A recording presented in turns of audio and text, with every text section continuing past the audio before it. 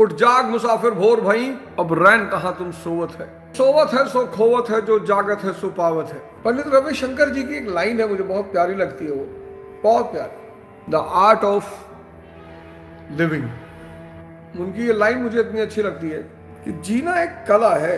भौकाल नहीं है, गाड़ियों की फ्लीट नहीं है, गनर नहीं है। एक आम मन को हमेशा लगा कि नहीं यार, ये कोई जिंदगी है, जलवा नहीं है। जलवा जरूरी है ना, हर तरफ तेरा जलवा। अब कबीर की जिंदगी अगर बाहर से देखी जाए तो लगेगा अबे भाई, लेकिन जो आदमी थोड़ा सा भी जागृत हो गया होगा, उसको कबीर की मस्ती, कबीर की उपलब्धि, कबीर की अमीरी सब दिखाई पड़ती हो। इतना परेशान है आदमी, इतना परेशान है, उलझा हुआ है, चारों तरफ उलझा हुआ, हर तरफ उलझा हुआ है। प्रतिदिन जिंदगी आपको बदलने का मौका देती है, प्रतिदिन, हर दिन जिंदगी आपको बदलने का मौका देती है। और दो शब्द है, एक उपलब्धि है, एक सफलता है। दुनिया में बहुत सारे लोग, मैं कुछ नाम आपको बताता हूं। दुनिया में बहुत सारे लोग हैं जो बहुत सफल होने के बाद, बहुत धनी होने के बाद, बहुत पैसा कमाने के बाद, दुनिया की सारी लग्जरी होने के बाद सुसाइड करके मर गए। उनमें से एक थी मार्लिन मोनरो। अमेरिका का राष्ट्रपति उसके ऊपर मरता था, और बहुत ज्यादा उम्र में नहीं मरी वो। सीजे रॉय, 9,000 करोड़ के मालिक, दुनिया के कई दिग्गज और अमीर लोग जिनके पास अपार संपत्ति थी, उन्होंने भी मानसिक तनाव, कर्ज या कानूनी दबाव के कारण आत्महत्या की। इनमें बेंगलुरु के रियल एस्टेट दिग्गज सीजी रॉय, 9,000 करोड़, और अंतरराष्ट्रीय स्तर पर ह्यूबर्ट बूमिस्टर जैसे नाम शामिल है। सफलता, मैं इस शब्द को नहीं मानता सफलता, उपलब्धि। उपलब्धि, पैसा और यश हमेशा मानसिक शांति या सुरक्षा की गारंटी नहीं देते। सीजे रॉय 2026, ह्यूबर्ट बूमसर 2019। 49 वर्षीय अरबपति और एबीएन एमरो बोर्ड के सदस्य ने नौकरी जाने और भारी नुकसान के बाद खुद को गोली मार ली। क्रिस्टोफर फोस्टर, अमीर ब्रिटिश व्यवसायी। Allium black, United fruit company के पूर्व चेयरमैन, जो न्यूयॉर्क के एक ऊंचे दफ्तर से कूदकर जान दी। पॉल कैसल, एक अमीर और रियल एस्टेट व्यवसायी। ये सब दुनिया के वो नाम हैं जिनके पास अकूत संपत्ति, अकूत, आत्महत्या करके मर गए। कभी किसी साधु, सन्यासी, महात्मा, संत, फकीर, इनके बारे में सुना? संभव ही नहीं, क्योंकि जब तक आप इस जीवन के संघर्ष में हो, इस जीवन के संघर्ष का एक प्यारा खेल मैं बता दूं आपको। इस जीवन के संघर्ष का एक बहुत प्यारा खेल, कि जब आप इस खेल में हो और महत्वाकांक्षी हो और काबिल हो और योग्य हो और एक आध उपलब्धियां पा चुके हो, पूरा समाज आपको नीचे गिराने के फिराक में लगा रहता है। पूरा समाज नीचे गिराना, आपको बेइज्जत करना, ये सब समाज के टारगेट होते हैं। ये सब समाज के टारगेट हैं, नीचे गिराना, बेइज्जत करना। अब सोचिए समाज के कितने घातक टारगेट हैं। उलझाना, इसी तरह बस आपको नीचे गिरा। ये समाज ऐसा नहीं है, अगर आपके साथ हो रहा है तो ऐसा नहीं आपके साथ हो रहा है, सबके साथ। भाई भगवान कृष्ण बहुत योग्य, उनके भाई बलराम उनको चढ़ाते हैं, गोरे नंद जशोदा गोरी तुम कत श्याम शरीर, कि तुम्हारी माँ भी गोरी, तुम्हारे पापा भी गोरे, तुम काले कैसे हो गए? गोरे नंद जशोदा गोरी तुम कत श्याम शरीर। अगर आप टारगेट किए जा रहे हैं तो कहीं ना कहीं आपके अंदर योग्यताएं हैं और क्षमताएं हैं, और समाज को लगता है कि आप उपलब्धि पा जाएंगे। गांधी जी को तो लोग मरने के बाद नहीं छोड़ते, ऐसे ऐसे इल्जाम लगाते, देश का बंटवारा गांधी जी ने करा दिया। तुम्हारे दाना देख रहे थे ना वे खड़े होके, है ना, तुम्हारे नाना खड़े होके देख रहे थे गांधी जी जब बंटवारा कर रहे थे। तो समाज का शौक है, खेल है, आपको गिराना, आपको उलझाना, आपकी बेइज्जती करना। और गलती से अगर आपने सुसाइड कर लिया तो यही समाज सिंपैथी भी दिखाने आता है। अरे बताओ यार, अब भैया ये तो समाज है, सबका कोई ना कोई कुछ कहत है, इमाम मरे कौन जरूरत रही आपकी बातें बताना कि अरे जानते हो फलाने गांजा पीते हैं, फलाने अय्याशी करते हैं। अब आजकल एक बहुत बड़ी धारा चल रही है, स्मृति ईरानी। मैं व्यक्तिगत तौर पर एज अ राजनेता उनको बहुत पसंद करता हूं। बहुत। उनका चरित्र हनन चल रहा है। उस्मान डार ने एक सामान्य स्तर से निकलकर बॉलीवुड में नाम बनाया, राजनीति में नाम बनाया, बड़ी उपलब्धियां उस महिला की। मैं एक घटना का तुम्हें स्वयं एग्जाम्पल हूं, उनका ऑपरेशन हुआ था, संकल्प का एक प्रोग्राम था, वो बेचारी खुद आई। ऑपरेशन के बाद डॉक्टर ने मना किया था, फिर भी यही कॉन्स्टिट्यूशन क्लब में उन्होंने प्रोग्राम किया। और मुझे ऐसा लगता है व्यक्तिगत तौर पे कि किसी व्यक्ति को किसी के चरित्र हनन करने का कोई अधिकार नहीं, पर यह समाज की सबसे बड़ी चाल है। वो बेचारी महिला आयोग की अध्यक्षा थी रूपाली चकड़ाकर, खूब ट्रोल किया लोगों ने, खूब मजे लिए। दूसरे को नंगा देखना इस समाज की सबसे बड़ा ड्रीम है, जबकि उस जाहिल को पता नहीं कि वो भी नंगा ही है। अब इन सारी चीजों को अगर आप फेस करना चाहते हैं, अगर आप महत्वाकांक्षी हैं तो आप फेस करेंगे, नो डाउट। आप नहीं करें, आप करेंगे। और अगर आप चाहते हैं कि इन्हें बहुत अच्छी तरीके से आप फेस कर लें, तो आपके मन का ताकतवर होना बहुत जरूरी है। अच्छा, मन आपका ताकतवर तभी होगा जब वो अंदर की चेतना से जुड़ा होगा। मन आपका ताकतवर तभी, कहां से लाएगा वो शक्ति? बाहर से? कहां से लाएगा? बाहर से। वीर तुम बड़े चलो, धीर तुम बड़े चलो, सामने पहाड़ हो, सिंह की दहाड़ हो। बाहर से मन को शक्ति कभी नहीं मिलेगी। बाहर से मन को सांत्वना मिल सकती है कुछ पल के लिए, शक्ति कभी नहीं मिलेगी। मन को जब भी शक्ति मिलेगी उसे आंतरिक शक्ति मिलेगी और अपनी चेतना की ही शक्ति मिलेगी। मन को जब भी शक्ति मिलेगी अंदर से ही मिलेगी। भगवान बुद्ध, भगवान महावीर, संत कबीरदास, संत रविदास, गुरु नानक देव जी, कितने लोगों ने इन लोगों का मजाक उड़ाने को सोचा, सबको मुंह की खानी पड़ी, क्योंकि आंतरिक रूप से इतने ताकतवर। अब ये किताब पे बड़ी चर्चा हो रही है मोदीनामा पे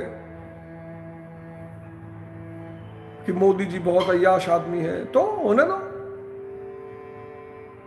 इस दुनिया में ऐसा कौन सा व्यक्ति है जिसने उपलब्धि के बाद, सब चाहते हैं उपलब्धि के बाद मौज मस्ती, चरित्र हनन के मैं हमेशा खिलाफ रहा। राष्ट्र हित में किसी ने कोई गलत बात की हो, देश हित में कोई गलत बात की हो, उसका सबूत आपके पास लाइए, दिखाइए, बिल्कुल जनता उसे सजा देगी। चरित्र हनन के मैं हमेशा खिलाफ रहा, लेकिन क्या करोगे, समाज का वही मौज है। स्त्री का बहुत बड़ा शौक है पुरुष के ध्यान को तोड़ना। इसी में मिस मालती नहीं है, सिर्फ मिस मालती का यह शौक नहीं है। यह शौक विश्वामित्र तपस्या कर रहे हैं, ज्ञान को उपलब्ध होने वाले हैं, स्वर्ग पर उनका कब्जा होने वाला है और मेनका भेज दी जाती है। स्त्री का जो शौक है उसमें से एक शौक ये है कि वो दिखाना चाहती है कि भैया हमसे ज्यादा ताकतवर कोई नहीं, कोई पुरुष की क्या औकात है जो स्त्री की क्षमता को चुनौती दे दे। कितना बड़ा सूत्र है कि पाखंड जो है शक्ति के सामने नतमस्तक है। भाई बुद्ध की भी अंतिम परीक्षा ऐसे ही हुई, मरा ने अपनी तीनों बेटियों को भेजा पर बुद्ध पास हो गए, ओंकारनाथ फेल हो गए। क्यों? क्योंकि पाखंडी हैं, बाहर से अच्छा बनने की कोशिश कर रहे हैं। और इस चीज से मुझे इतनी नफरत है, बाहर से अच्छे बनने के प्रयास में आप जीवन का अपना बहुमूल्य समय और शक्ति को नष्ट कर देते हो। आप अच्छे बनो, नो डाउट, लेकिन बाहर से मत बनो। बाहर से अगर आपने अच्छा बनने की कोशिश की तो आप गए। और आपसे मैं कहना चाहता हूं, आप में से जितने युवा हैं, वैसे मैं तो सबसे कहना चाहता हूं, लेकिन आप में से जितने युवा उनसे मैं कहना चाहता हूं कि जिंदगी में कभी नशा मत करिए, कभी मत करिएगा।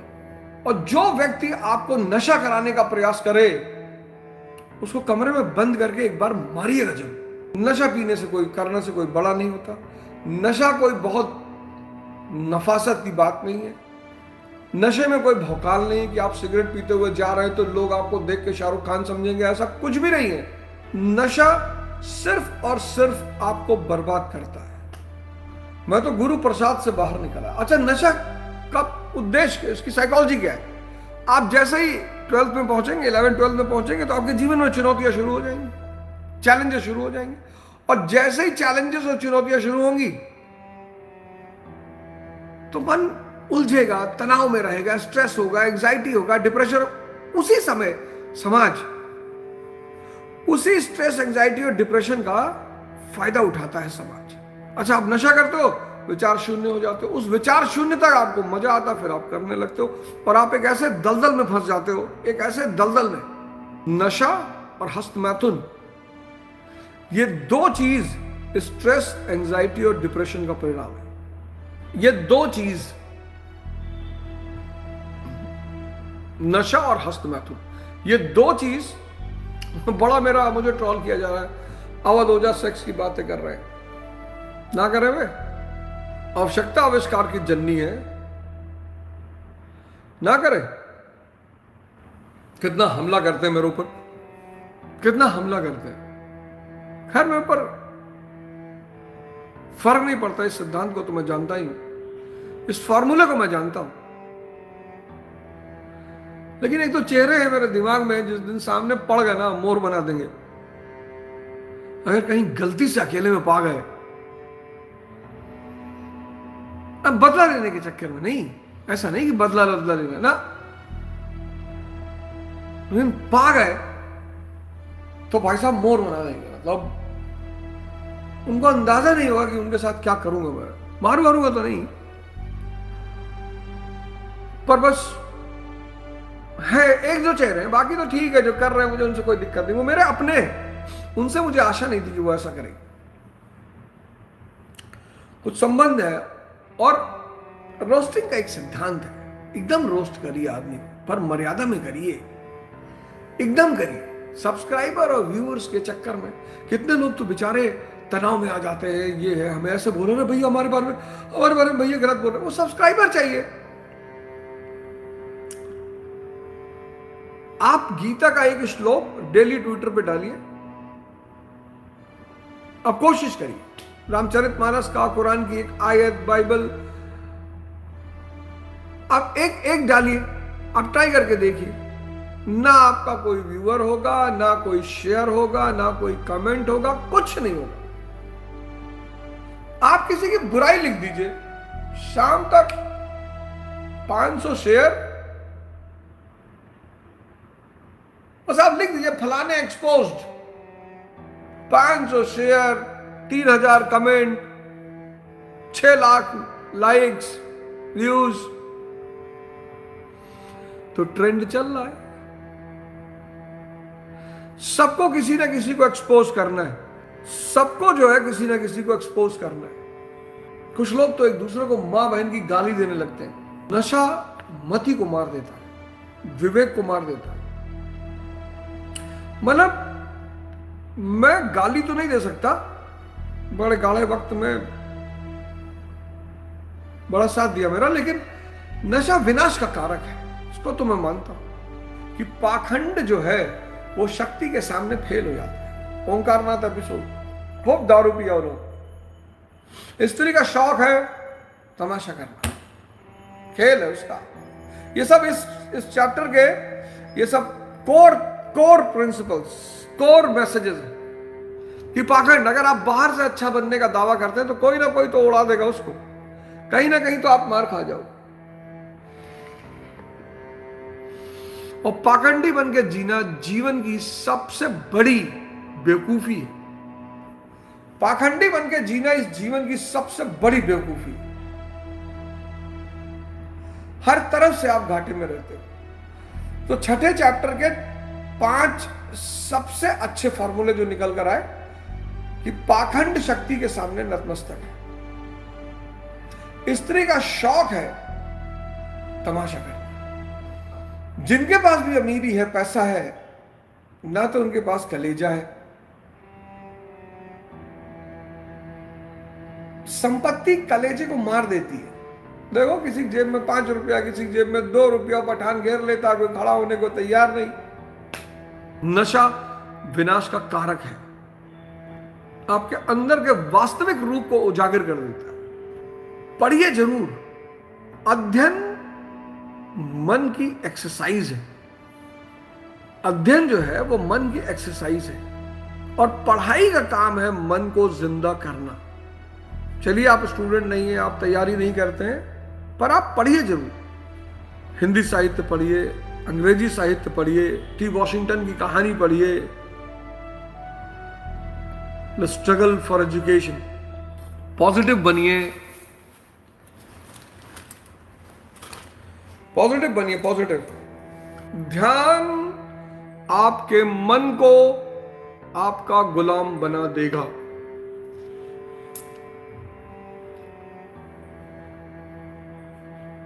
एक्चुअली आपका मन जब ईश्वर का स्वाद पा जाता है तो उस ईश्वर के स्वाद के पीछे भागता है। हमारा मन, आपका नहीं, हमारा, हम सब इस रास्ते से गुजरते हैं, हम सब।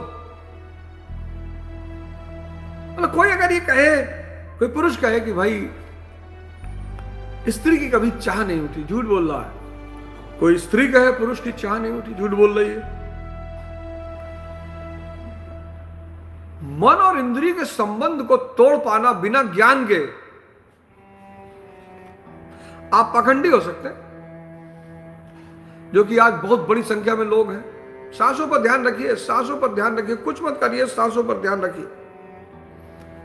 आज के समाज की सबसे बड़ी समस्या क्या है? क्या हिंदू, क्या मुसलमान, सब पाखंडी है।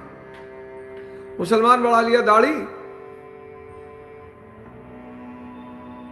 और हिंदू लगा रहा है तिलक।